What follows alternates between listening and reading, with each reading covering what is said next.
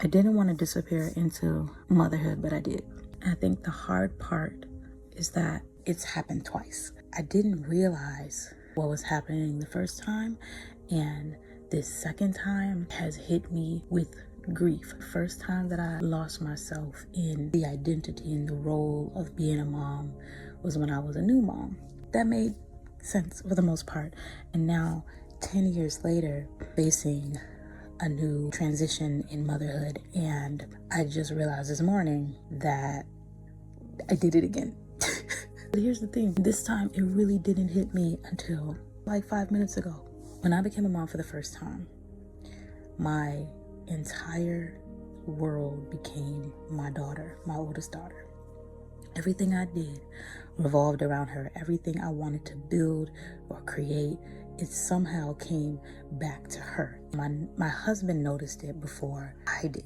Like, I remember him getting frustrated with me, and I remember him telling me, "There's so much more, like you have so much more potential." That's not to say that motherhood isn't important or wasn't important at that time, but I literally would go to work, come home, be in her face. My world revolved around her. And I had become so wrapped up in being needed, or needing her, to be honest. That's a different story. But being needed by someone else, that I had stopped seeing myself outside of what I could do for her.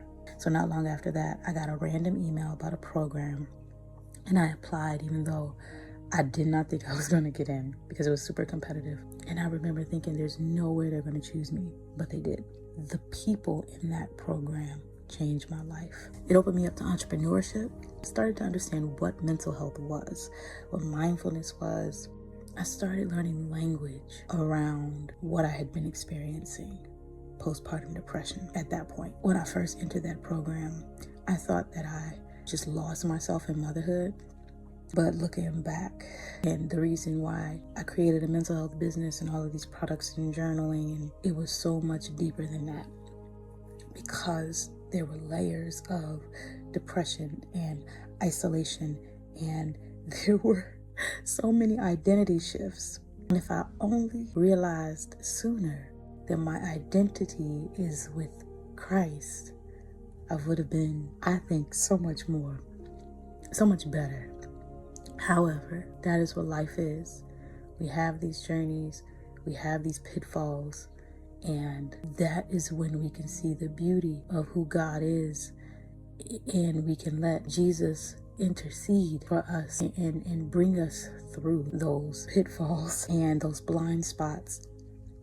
So I buried myself in my daughter. Interesting use of language there, but I did. I buried myself in her. And somewhere in all of that, God started pulling me out slowly. He started leading me toward journaling, reflection, writing, mental health, mindfulness, building a business, creating products, helping other people. And I'm grateful. I'm grateful for it, because I'm not the person that I was before I became a mother. But now, here we are 10 years later, and I'm stepping into another transition. And so for the first time in 10 years, in a decade, both my children will be in school all day. I keep thinking about that, because even after building businesses and writing and creating and learning about who I was and who I am outside of motherhood, and doing all of the work to reclaim these parts of myself, I am realizing I still don't know who I am. I know whose I am. I know whose I am. And that, I think, is the most important piece. But I do have this question of, who am I when no one needs me? When my name won't be called every 5 minutes?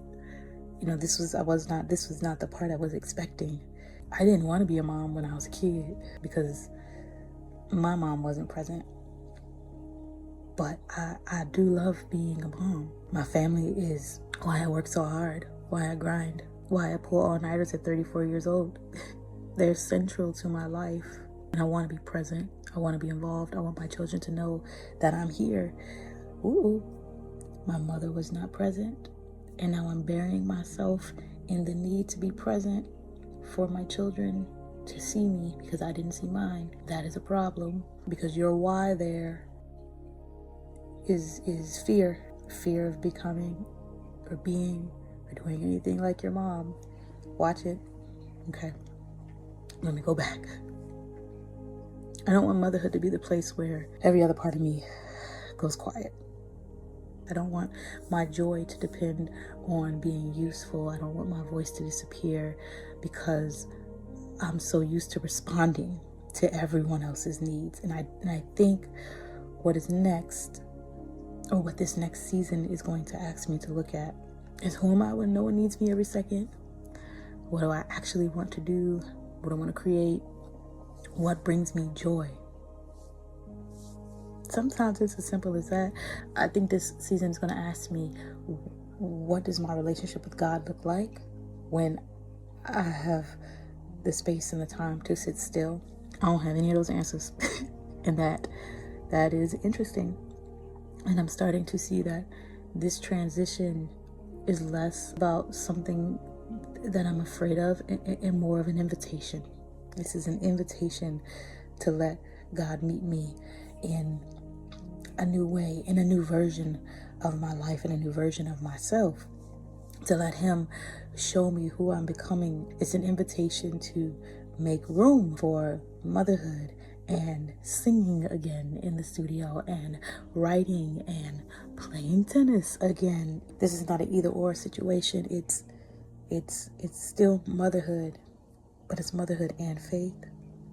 I don't stop being a mother, right? Motherhood and faith, motherhood and joy, motherhood and finding my voice. Because I don't think loving my children deeply requires me to disappear into them and their lives. And maybe this next season is not about finding or returning to who I was before I became a mom, because I don't even know who that is. Maybe this next season is about meeting the woman that I have become because of motherhood.